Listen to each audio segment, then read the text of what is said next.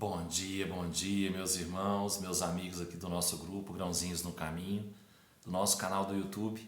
Sejam todos bem-vindos mais uma vez, mais uma semana que começa ao nosso compromisso diário, a nossa leitura do Evangelho segundo o Espiritismo, do Livro dos Espíritos, nossos grãozinhos no caminho. E hoje o Evangelho traz pra gente o capítulo 4. Ninguém pode ver o reino de Deus se não nascer de novo. Nas instruções dos Espíritos, limites da encarnação. Quais são os limites da encarnação? A encarnação não tem, propriamente falando, limites nitidamente traçados. Se entende por isso o envoltório que constitui o corpo do espírito, já que a materialidade desse envoltório diminui à medida que o espírito se purifica. Em certos mundos mais avançados que a Terra, ele já é menos compacto, menos pesado e menos grosseiro, e por conseguinte, menos sujeito às vicissitudes. Num grau mais elevado, é diáfano e quase fluídico. De grau em grau, ele se desmaterializa e acaba por se confundir com o perispírito. Segundo o mundo a que o espírito é chamado a viver, este toma um envoltório apropriado à natureza desse mundo. O próprio perispírito suporta transformações sucessivas. Ele se eteriza cada vez mais até a depuração completa, que constitui os espíritos puros. Se mundos especiais são destinados, como estações, aos espíritos mais avançados, estes não estão ligados ali como nos mundos inferiores. O estado de desligamento em que se encontram lhes permite se transportarem por toda parte em que os chamam as missões que lhes são confiadas. Se considera a encarnação sob o ponto de vista material, como ocorre sobre a Terra, pode-se dizer que ela é limitada aos mundos inferiores. Depende do espírito, por conseguinte, dela se livrar, mais ou menos rapidamente, trabalhando pela sua depuração. Deve-se considerar também que no estado errante, quer dizer, nos intervalos das existências corporais, a situação do espírito está em relação com a natureza do mundo ao qual se liga pelo seu grau de adiantamento. Que assim, na erraticidade, ele é mais ou menos feliz, livre e esclarecido, segundo seja mais ou menos desmaterializado. São Luís, Paris, 1859. Então aqui São Luís está explicando para a gente que os limites da encarnação estão ligados ao corpo a que se vai encarnar, ao planeta em que se vai encarnar. O espírito, quanto mais puro, quanto mais elevado, menos se liga à matéria.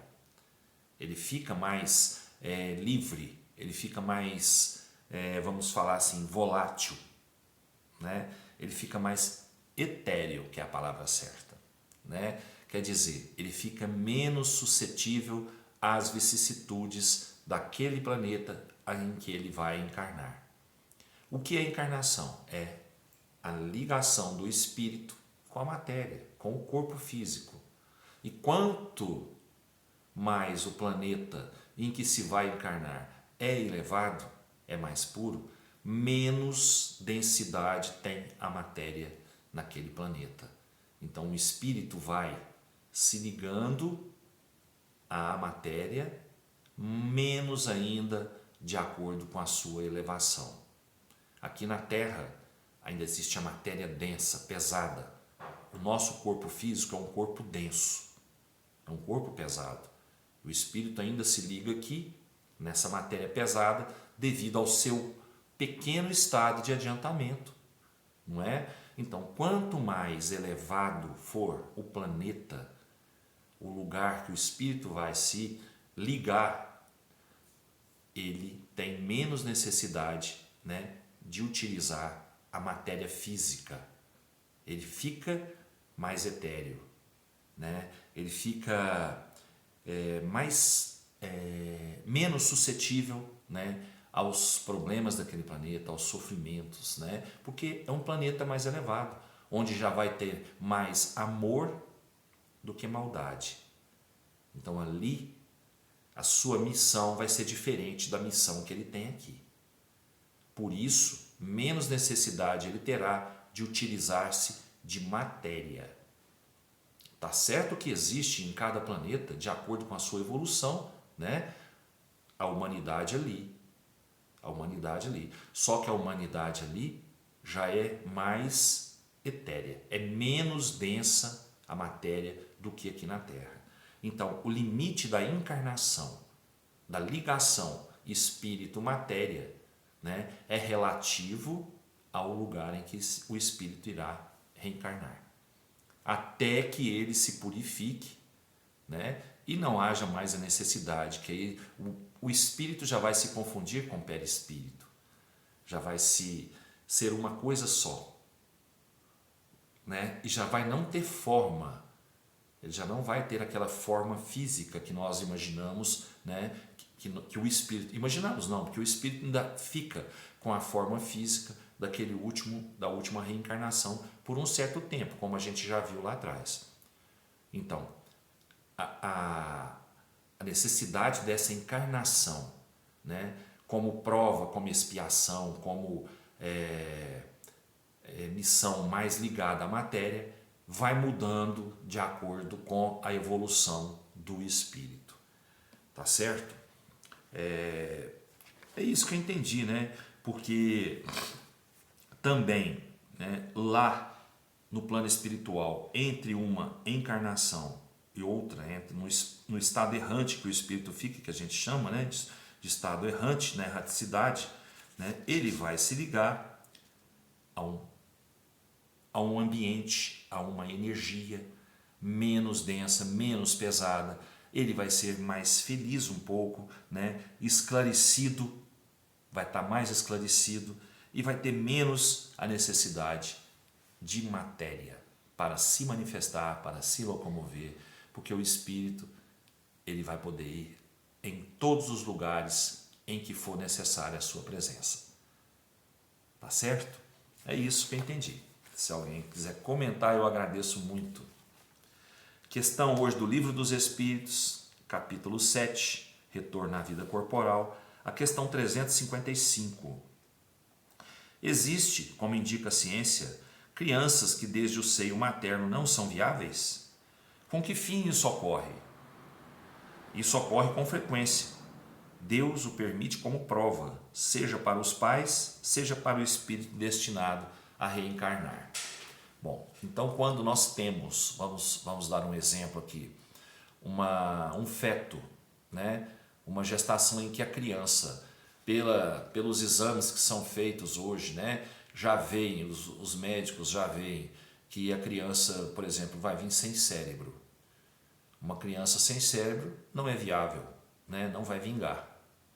Pode até nascer, mas já vai nascer, né, desencarnada. Por quê? Porque o corpo dela não é viável, né, à vida.